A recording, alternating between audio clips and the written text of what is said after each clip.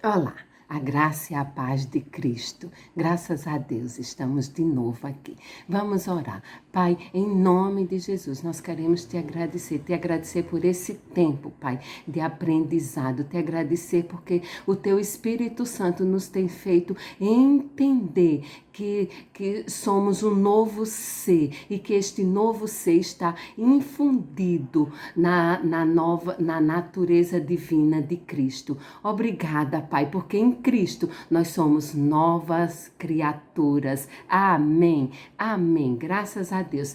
Então, nós estamos estudando o capítulo 4, que tem como título Algo Novo, Algo Velho. Semana passada nós vimos dois elementos, né? E esse capítulo ele trata desses 4 elementos que na nossa tentativa de compreender a desobediência que causa distúrbios na nossa concepção de santidade, nós utilizamos 4 elementos: a velha natureza, o eu velho, a carne e o pecado. Semana passada nós trabalhamos sobre a velha natureza e o eu velho, e essa semana nós vamos concluir esse capítulo trabalhando com os elementos da carne e o pecado.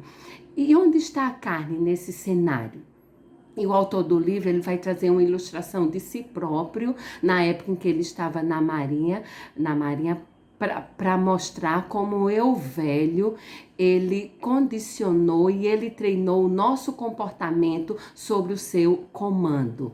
Então, a ilustração é a seguinte: o capitão do navio, que era o seu chefe, era chamado por o velho, né? E o velho era um durão e um tirano rabugento.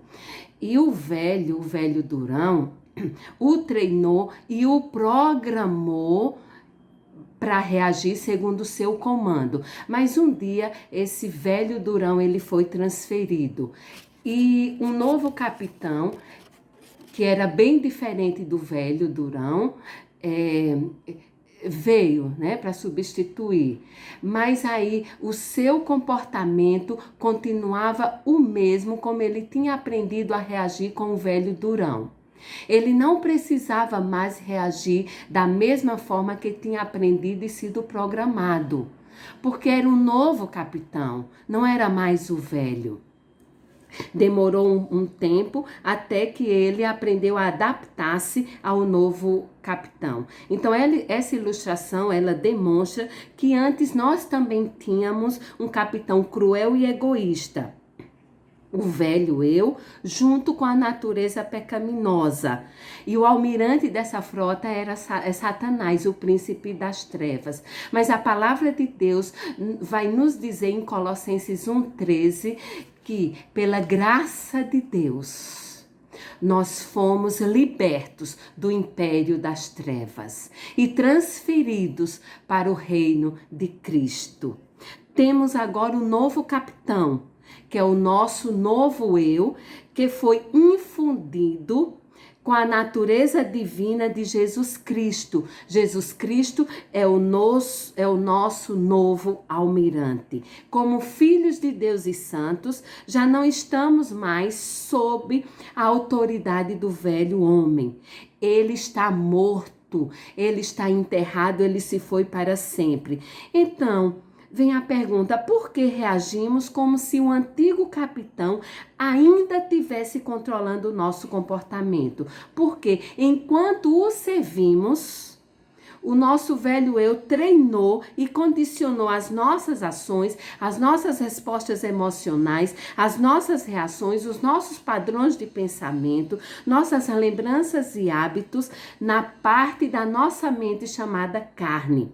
Carne é a tendência que toda pessoa tem de atuar independente de Deus e centralizar os seus interesses em si mesma. Quando nascemos de novo, o nosso eu velho morreu e o nosso novo eu foi vivificado. e nos tornamos participantes, coparticipantes da natureza divina de Cristo. Mas a nossa carne, ela ainda permanece. E então nós trouxemos para o compromisso cristão uma mentalidade totalmente condicionada e um estilo de vida desenvolvido separadamente de Deus e centralizado em si mesmo. Nascemos fisicamente vivos e espiritualmente mortos. Não conhecíamos nada de Deus. Assim aprendemos a viver independente de Deus. Essa independência faz com que a carne seja hostil a Deus. Durante o tempo que passamos separados de Deus, nossas experiências mundanas programaram nossa mente com pensamentos, lembranças, reações e costumes alheios a Deus. Mesmo que o velho capitão, esse eu velho, ele tenha ido embora, a carne continua em oposição a Deus, inclinada para o pecado. Respondendo ao nosso novo capitão. A palavra de Deus, ela faz uma diferença entre estar na carne e andar segundo a carne. O cristão não está mais na carne, ele está em Cristo. Quem está na carne são as pessoas que continuam mortas espiritualmente, vivendo independentes de Deus. Nós não estamos na carne, nós estamos em Cristo. Já não somos mais independentes de Deus. Declaramos nossa dependência dele e colocamos a nossa fé em Cristo. Porém, não estando na carne, nós podemos decidir andar segundo a carne, agindo de maneira independente de Deus. Quando respondemos à mentalidade, aos padrões e aos hábitos arraigados do mundo em que vivíamos. O apóstolo Paulo, na primeira carta aos Coríntios, no capítulo 3, nos primeiros versículos, ele vai chamar de carnais os crentes imaturos lá de Coríntios. Porque eles evidenciaram expressões de ciúmes, contendas, dissensões e uma identidade mal colocada. Em Gálatas 5, de 19 a 21, o apóstolo Paulo anotou as evidências de uma vida carnal, pontuando as obras da carne. Nós não estamos mais na carne, nosso velho capitão se foi.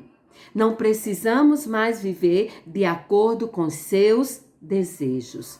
Desfazer-se do homem velho foi responsabilidade de Deus, mas a nossa responsabilidade é tornar a carne e suas obras inoperantes. Deus transformou a nossa natureza, mas a nossa responsabilidade é transformar o nosso comportamento ao mortificar as obras do corpo. E como se consegue isso? 2 elementos principais estão envolvidos em ganhar a vitória sobre a carne. Primeiro, nós temos de aprender a condicionar o nosso comportamento ao novo capitão, o nosso novo eu, que agora está infundido com a natureza divina de Cristo. Paulo disse o seguinte: andem no Espírito e jamais satisfaçam a concupiscência da carne. Andar no Espírito é o tema do nosso próximo capítulo, do capítulo 5. E em segundo lugar, a nossa maneira de pensar e de responder à carne treinada pelo pecado tem que ser transformada pela renovação da nossa mente. Então, o processo de renovação da mente vai ser tratado nos capítulos 6 a 9. Então, qual é o papel do pecado em nossa luta para um comportamento santo? O que é o pecado? O pecado É a condição em que nascem todos os descendentes do Adão caído. O pecado é viver independente de Deus. O pecado é resultado de sermos enganados por Satanás e acreditar que o propósito e o motivo da vida podem ser alcançados sem uma relação com o Criador da vida, não sendo obediente a Ele. Satanás é o centro de todo pecado.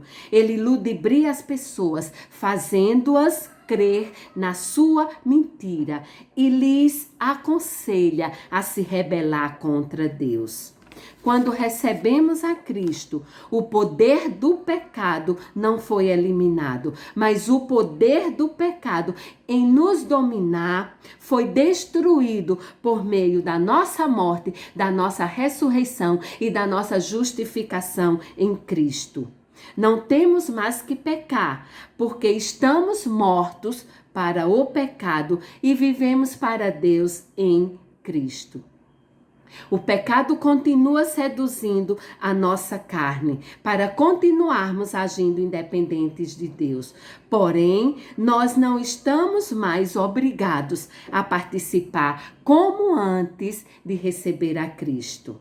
A responsabilidade é nossa de não permitir que o pecado reine em nosso corpo mortal, fazendo o que não quero. E aí o apóstolo Paulo, ele vai trazer a descrição contra o pecado na vida do crente, no capítulo 7 de Romanos, no capítulo 7 de Romanos, nos versículos de 15 a 25. Né? E aí, nesse texto de Romanos 7, 15 a 25, o apóstolo Paulo vai descrever a luta contra o pecado na vida do crente. E aí esse texto ele pode ser dividido da seguinte maneira. Os versículos 15 e 16 vai descrever o problema. Os versículos 17 a 21 vai revelar a causa do problema. Os versículos 20 e 22 vai indicar o campo de batalha. E finalmente as boas novas são anunciadas nos versículos 24 e 25 e também no primeiro versículo do capítulo 8.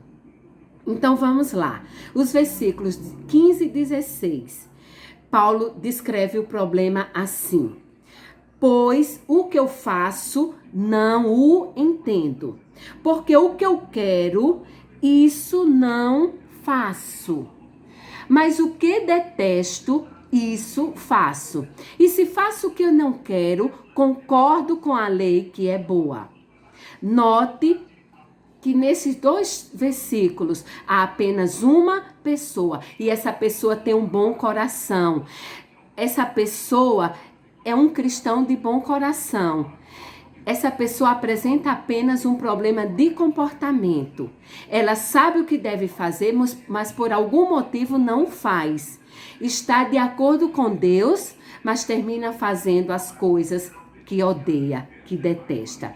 Então, os versos 17 a 21 vão revelar a causa desse problema de comportamento. Diz o seguinte, o texto: agora, porém, não sou mais eu que faço isso, mas o pecado que habita em mim. Porque eu sei que em mim, isto é, na minha carne, não habita bem algum. Com efeito, o querer o bem está em mim, mas o efetuá-lo não está. Pois não faço o bem que eu quero, mas o mal que não quero, esse pratico. Ora, se eu faço o que não quero, já não faço eu, mas o pecado que habita em mim. Acho então esta lei em mim, que mesmo querendo fazer o bem, o mal está comigo. Nesse texto, agora há duas pessoas, eu e o pecado. Mas eu não sou o pecado, ele apenas mora em mim. O pecado me impede de fazer o que eu quero fazer. Mas eu sou responsável por permitir que ele reine em mim. Esses versículos, ele não diz que eu não sou bom, ele não diz que eu sou maligno e ele não diz que eu sou o pecado. Eles dizem que algo que não é bom mora em mim. Algo mau e pecaminoso. E isto não sou eu. Eu sou um santo que luta com o pecado que me impele a fazer aquilo que eu não quero. Os versos 22 e 23 vão indicar o campo de batalha entre mim e o pecado.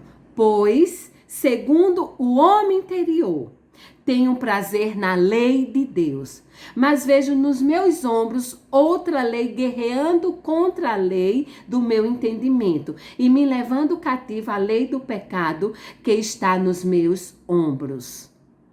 Onde é que mora o desejo de fazer o bem? No homem interior.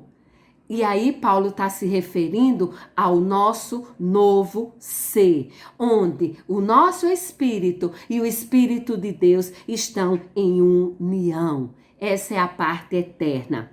E onde o pecado me ataca para impedir que eu faça o que realmente eu quero.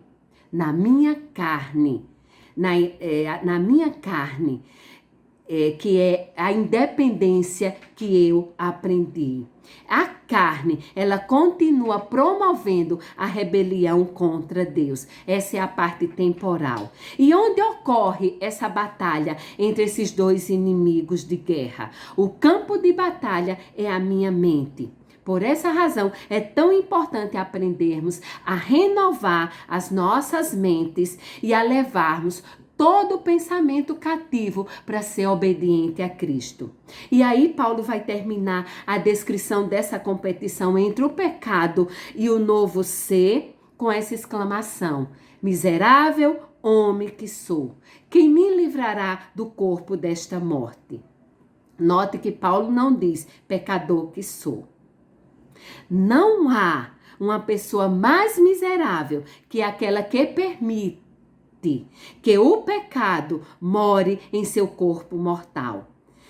E se nós usamos nossos corpos como instrumentos de injustiça e damos oportunidade ao diabo em nossas vidas, ele nos trará apenas a miséria. Mas glória a Deus que os próximos versículos eles trazem as boas novas. Os versículos 24 e 25 de Romanos 7 e o primeiro versículo de Romanos 8 diz o seguinte: graças a Deus por Jesus Cristo, nosso Senhor.